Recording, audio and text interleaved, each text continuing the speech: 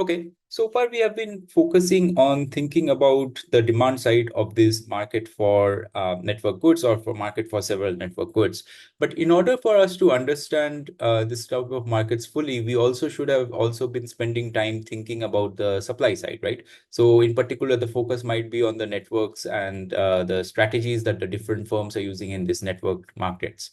So that's a very interesting topic. And if we had more time, we would have gone in more details, but this would involve us taking a whole week, perhaps more of the course. But instead, let me just kind of summarize some interesting findings from this broader literature. So I'm going to be making some points just point wise. But this can all be backed by models which actually explain in more details how this works, right? So that's in there if you are kind of like interested in learning about it more in depth, and I would provide some references for you to do so. But here, let us just look at some main points that is there, right? So one thing that we already found interesting is that the market for network goods operates a bit differently compared to a market where you do not have network goods, right? So one interesting consequence is that typically the markets, when people think about how to regulate such markets, there is often a focus in thinking about you have got different firms which are within the market, right? And then they're trying to compete against each other and gain some advantage, right? And raise the prices perhaps unfairly by behaving in a non-competitive manner, right? And then the regulatory authorities or the antitrust authorities, as they are known as, they often kind of like try and take action to prevent such behavior.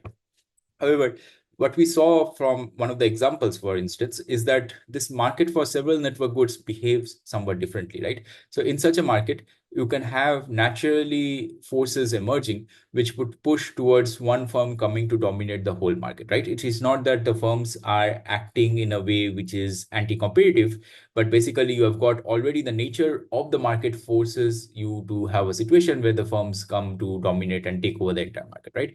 So then things become a bit more trickier for regulatory authorities to think about, okay, is that necessarily bad outcome? Or if that is a bad outcome, then how do you kind of like take steps to prevent that outcome, right?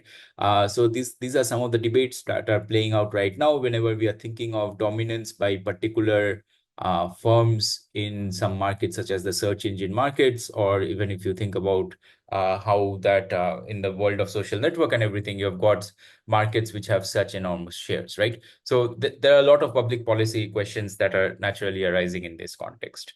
Another interesting thing that often comes up is to think about the issue of compatibility. So there's always this choice between making your products adhere to a certain standard, which is industry wide, right?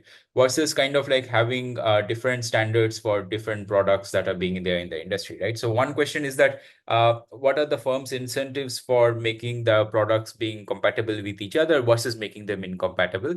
And are the firm's interests and the consumer's interests aligned in this way, right? So how is compatibility achieved? It's achieved through standardization. Basically, firms in the industry kind of like decide to produce the product in the according to some industry standards, right? So that the products can be either used with each other, or you can have components which can be used across products, right?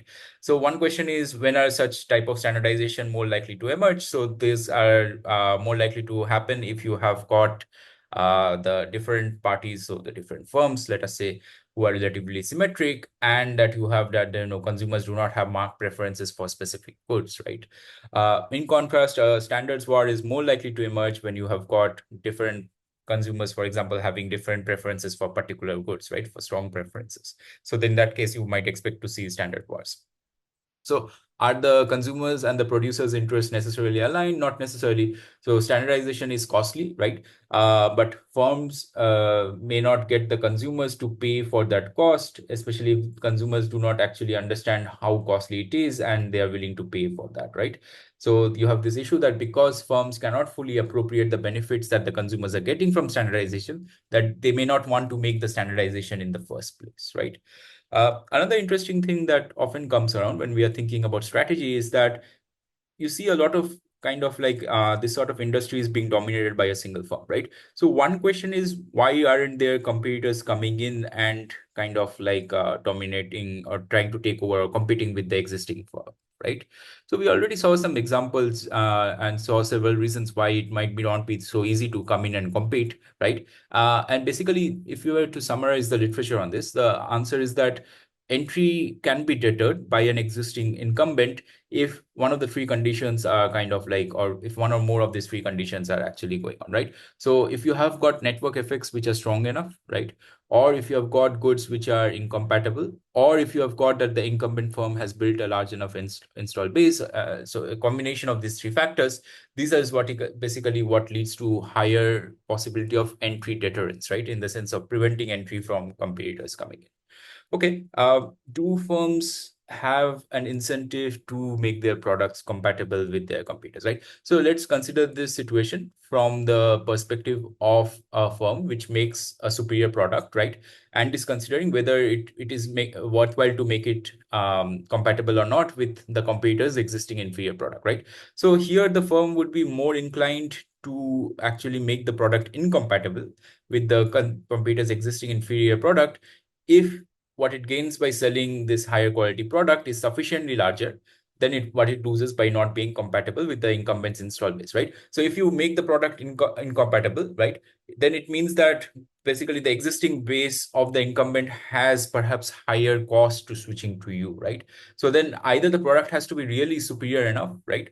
And so that, it's worth it to make that cost. But you understand that by making it incompatible, you are making it harder for the existing base to switch, right? So that is one thing.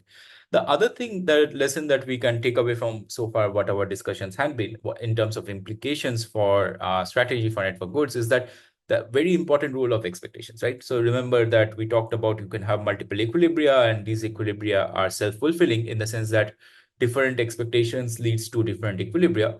So clearly expectations are very important in these network markets, right? In fact, they may end up, whenever we were talking about this context of standard wars, they may end up determining the outcome of the standard wars. And so as a result of that, firms have reasons to manipulate expectations in their behavior. Now, what are some strategies that the firms can use to manipulate expectations? So you can kind of like advertise about the size of the market, right? Size of your network. And in fact, if enough people believe in it, then this can also be very successful, right? In the sense that it will become self-fulfilling. So suppose you say that your network size is large, right? Or you think that it is going to be large, and enough consumers believe in it, then it's more likely to be large, right? You can also adopt perhaps a negative strategy, right? Where instead of trying to kind of like highlight how large your network size is, some firms may actually disseminate negative information about the rival products to generate pessimistic expectations about their rival products, right? So then the idea is like maybe that network size is shrinking of your rival, and so you should not be there. So if enough people believe in it, then they're going to leave those competing firms and then join you, right? Another way in which you can kind of like use manipulating of expectations is by kind of like announcing beforehand that there's going to be a new superior product that is coming out, and you go on into more details about that product. And if enough people believe in it, then they might actually kind of like stop purchase of the product of your competitors in between while they wait for your product to come into it, right? So these are some of the different strategies. There are many more such strategies, and this is a very rich world to consider. And here the tools that we have studied in terms of network effects are all kind of like useful in thinking about what are the different choices that are available to each firm.